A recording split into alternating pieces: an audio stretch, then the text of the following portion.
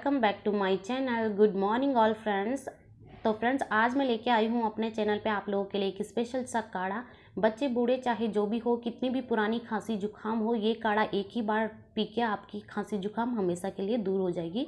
And friends ये काढ़ा मैं खुद भी ट्राई कर चुकी हूँ, इसीलिए आप लोगों को सजेस्ट कर रही हूँ। तो चलिए फ्रेंड्स देख लीजिए कि ये काढ़ा कैसे बनता है। किचन में जो चीज़ें अवेलेबल होती है उन्हीं से बन जाता है ये। और फ्रेंड्स मैं इस गिलास से मेज़रमेंट कर रही हूँ। अगर आप इस गिलास से 1 गिलास पानी लो तो आपको काढ़ा बनाने के बाद आधा गिलास पानी करना है, लेकिन मैं इस गिलास से 1.5 गिलास पानी ले रही हूँ, तो मुझे ये काढ़ा 1 गिलास करना है।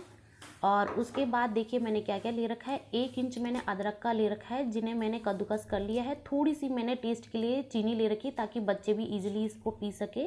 4 मैंने लौंग ले रखी है। 1 तेज पत्ता ले रखा है।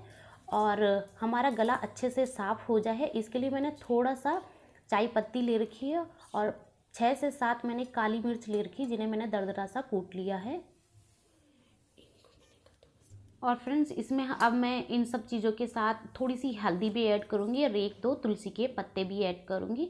तो चलिए फ्रेंड्स अब हम इसको बना लेते हैं। सबसे पहले गैस में एक बर्तन चढ़ा लूँगी और उसमें जितना भी हमको पानी चाहिए वो ऐड कर लूँगी।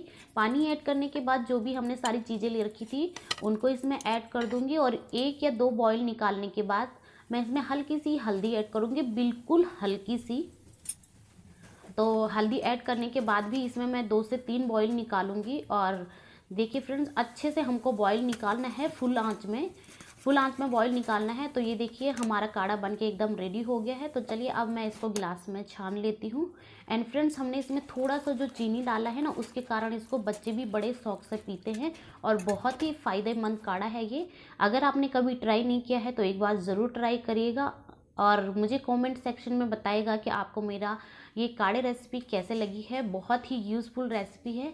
तो चलिए फ्रेंड्स मिलती हूँ आपको एक ऐसी नई रेसिपी के साथ या नए ब्लॉग के साथ। तब तक के लिए bye bye my all friends, bye bye.